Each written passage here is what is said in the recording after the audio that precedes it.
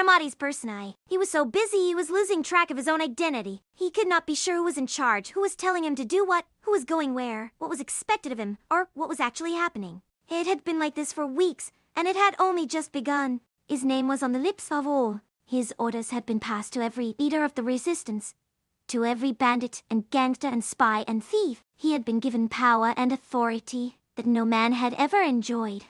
He had been given a nation.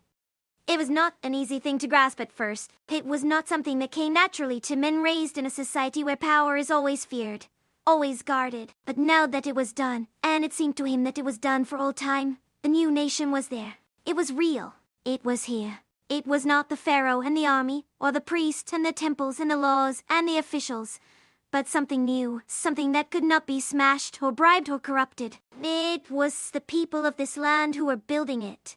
They were the ones who would make their own future as they had made their own past.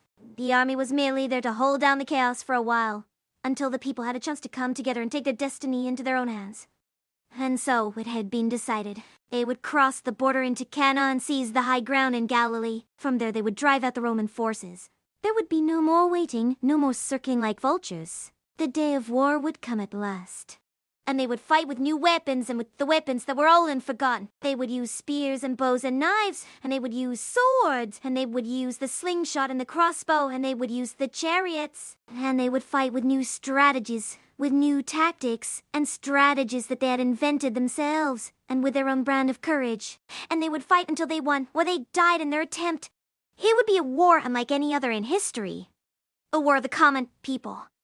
He saw the light in his mother's eyes. She looked at him now with the same love and pride she had always had for him, but it was different somehow. The old love and pride was still there, but they were mixed with something else. Her eyes were bright with the same look that she had seen on the faces of all those women in Jerusalem when he had promised to come back. And then she had held him, and her arms had gone around him, and her cheek had been pressed against his cheek. He had wanted to tell her to go away. He had wanted to push her away, to send her from his presence. But he could not do it, because he did not know why, and now he knew. His heart had turned toward his mother and toward all those women in Jerusalem, and toward every man and woman of this land who looked at him with pride and hope and faith and love. And they had taken him in. They had taken him in without asking anything in return, except for him to show them the way home.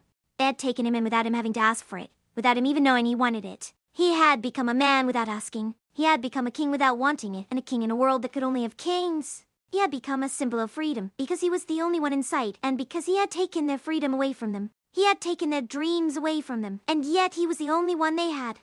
He closed his eyes, and he saw himself sitting in front of a fire on the floor of the cave, a sword at his side, waiting for his enemies to come after him. He saw the same man standing up before the crowd in the square, holding a sword in his hand as he spoke to them. He saw the same man lying on his back on the street, dying slowly under the blows of the Roman spears. He saw himself kneeling over him, weeping at the sight of the bloodied body. He remembered the sight of his father's body as they carried it through the streets of Jerusalem, and how the people had wept for him, how the women had kissed his hands and his feet, how his mother and his sisters had followed him with their eyes as he went by. He remembered the moment when he had looked up to find all of them watching him as he stood over his father's grave. He remembered how he had felt that day as he looked into their eyes, a sense of their love, and their pride, and their confidence in him. That same feeling of power came back to him now. The feeling was what had driven him all these years. That he was the one who had given them back their lives and their hope for a future, who had given them back their country, and their future, and their destiny. He felt that he was not merely standing here, or walking here. He felt as if he were moving on water. And then he felt a wave of power sweep over him, and he knew what it was. Not power over men, but power over things. The power that comes from seeing your goal clearly, seeing it as clearly as the sun rises in the morning, and seeing it as clearly as you can see your own face in a mirror. The power of a dream, the power of a dream made real, the power of a dream made visible. It was not the power of a man who could command others, but the power of a man who commanded himself. Who had commanded himself for years without knowing it, who could summon up this power at will. He realized that there was no more need to command others than there was need to command himself.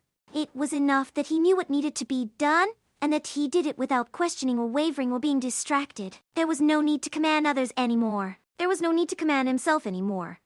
And then it began to fade away, like an echo fading into silence, leaving him empty-handed again, and cold, and tired. He felt like crying again. It was like a dream come true, and also like waking from a dream. He looked at his mother, and she smiled at him, and he reached out and hugged her again, and he could feel her arms around him. She pressed her head against his chest for a moment, and then she let him go, but still she held him with her eyes. "Now it is done," he said to her. "Now I know that everything I ever wanted is finally real." She nodded silently at him, smiling. She understood. She knew him better than he knew himself sometimes. He turned away from his mother and looked up at the sky above the hills. He watched the light fade from it, and then he closed his eyes.